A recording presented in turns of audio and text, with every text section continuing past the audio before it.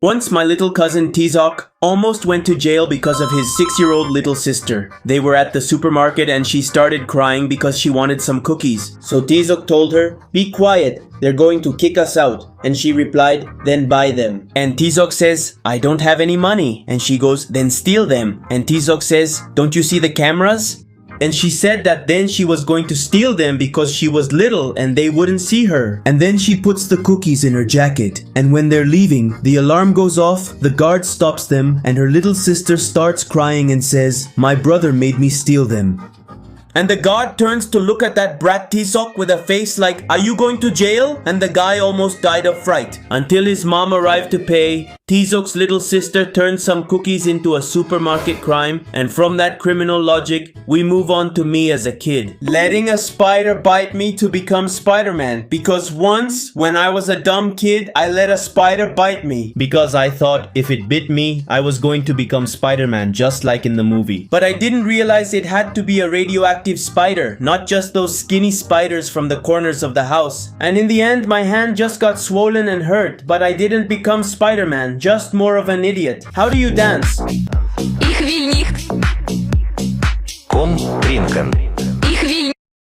My hand got swollen and the powers never came. Although it was even more dramatic when my dad saw a shadow on the wing of the plane and thought the plane was going down. Once my dad thought the plane we were on was going down and he caused a commotion on the plane because the turbine looked like it was smoking and turning black, so he whispered to me, "Look, the wing of the plane is smoking." But a dramatic lady with bionic hearing who was behind us heard what my dad said and started screaming. And she started stirring up everyone, saying the plane was going to crash, and in the end, because of all the commotion. The flight attendant had to explain that actually, the supposed smoke was just the shadow of the sun with the clouds, and that's why it looked black.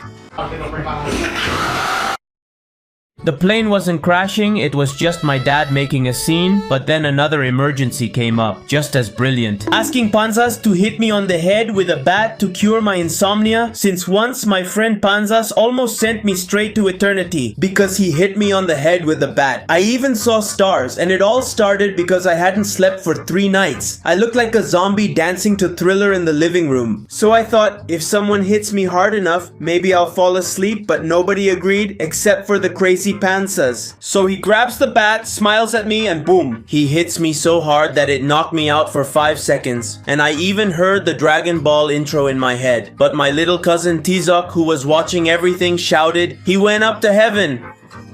But the worst part wasn't the hit. The worst part is that I didn't even fall asleep, and honestly, I already had darker circles than a raccoon. The bat knocked me out for 5 seconds but didn't put me to sleep, which just shifted my fear to something else. When I went into the supermarket for 5 minutes and left without buying anything, just because I went in for 5 minutes, I was worried the guards would suspect me of stealing since I left with nothing. Plus, I feared those security gates would start beeping since they go off for no reason. Many people fear that at the supermarket. I'm not going back to jail. Leaving the supermarket with nothing gives you this really weird guilt, although what happened with my girlfriend was real pain. Like when a guy broke her finger in high school. What happened is that once when my girlfriend was a teenager, some idiot broke her finger. And her mom didn't do anything because they were in middle school and the damn guy took her backpack and her stuff. So at one point, she ran after him to get her things back. But when she catches up, she grabs him by sticking her finger into his shirt. But during the struggle, her finger got stuck and snapped to one side, and when she saw it, she screamed from the shock and pain. But later her mom arrives, sees her hand, and says in front of the principal, "Damn kid." And instead of taking her to a hospital, she took her to some produce guy who supposedly fixed bones, and her finger ended up crooked for life. My girlfriend was left with a crooked finger for life and in another house. I also almost ended up with a lifelong debt for touching something, a really expensive fish tank. Once when I visited my cousin Guanabana's house, I nearly ended up in lifelong debt. And I was gonna have to rob Koppel because his dad had a giant fish tank with really expensive fish that looked like they were from a documentary. But me, being curious, I touched a bubble that was stuck in the filter and boom. The water started overflowing like a cartoon tsunami. Then the fish were jumping everywhere and Guanabana was yelling, "Grab them!" And his dad showed up looking like he wanted to punch me straight to the center of the earth. And ever since then, every time I go to Guanabana's house, they tie my hands just in case.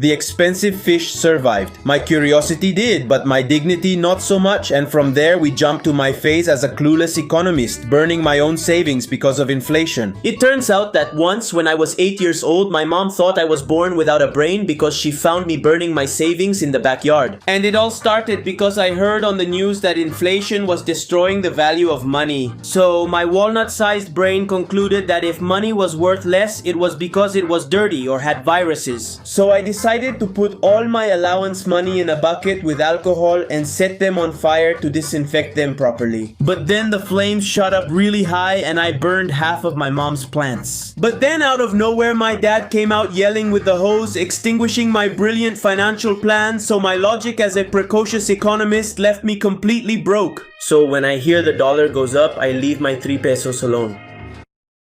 Was burning money to save it from inflation the idea of a burned out brain? Although my classroom smelled worse when a sandwich mixed with used socks. It all started once when I was in middle school. We almost evacuated the whole school because my buddy Cameron Sin opened his lunch and a smell came out that seemed like a biological weapon. But the funniest thing is that right next to him was Mr. Cabeza de Olmeca, covering his sandwich and almost fainted from the smell. But what happened was that Cameron Sin had kept his lunch next to his used gym socks. But the worst part is that he left me in the classroom. I was already about to throw up and the teacher, totally freaked out, ran out with his little sandwich. And now my buddy is called Chernobyl Feet. No way, are you the pig?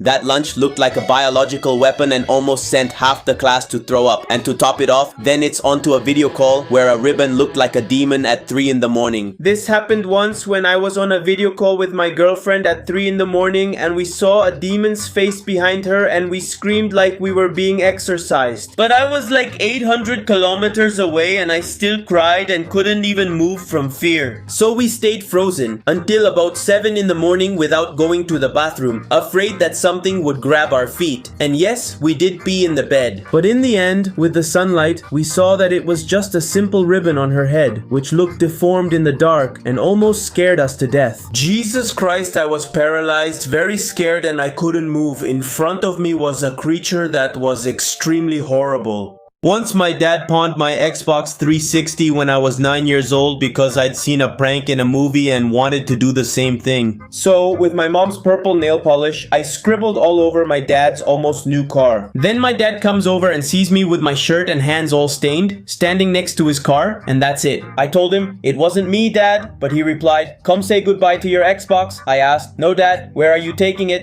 He said he would pawn it to pay for his car's paint because I was a troublemaker. The good thing is, he got it back at the end of the month. Mom, hug me. Mom, where are you taking me? Mom, sleep with me. Mom, hug me.